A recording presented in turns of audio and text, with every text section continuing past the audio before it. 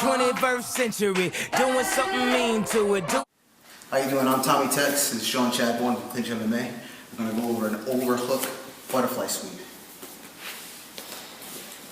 Now Sean has me flattened out here in my guard. Now his goal is going to be at my heels to my butt here, so he can really smash my hooks in and try passing. What I want to do is make sure my hook tension is there. I want to be pushing him away with my legs. Not overly doing it, but I want to make sure he can't get my heels to my butt. So I'm pushing him away and I'm going to track his movements of his legs. That way if he tripods up or anything like that, I'm following with my legs. Alright?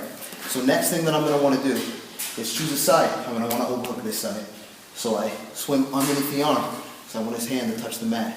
So again, swim underneath the arm. I'm going to grab an overhook really tight. I want to be able to almost touch my thumb to my chin here.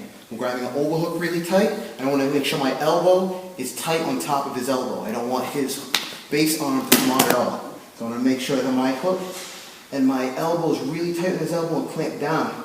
My right arm is now going to clamp really tight in the back of his head. I want to control his posture here all the time while I'm pushing his legs away with my hooks.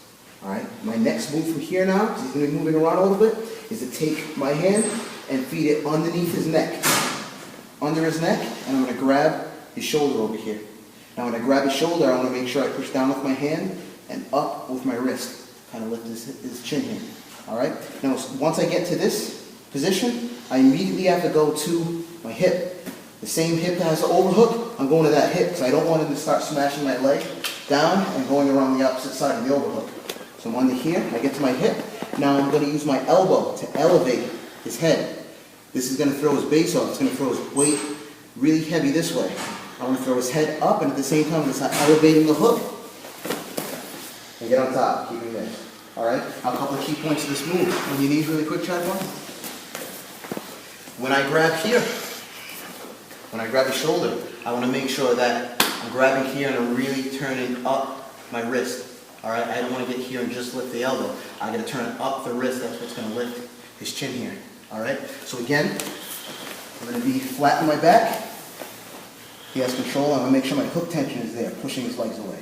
I'm now going to go underneath the arm that I want and get an overhook. Really tight overhook.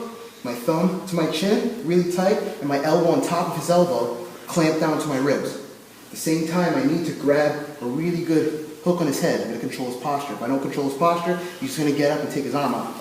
So you get here and here, tight, and again, get onto the hip that I have the overhook on, same side. Get on that hip immediately. If I don't get on that hip, he's going to pass.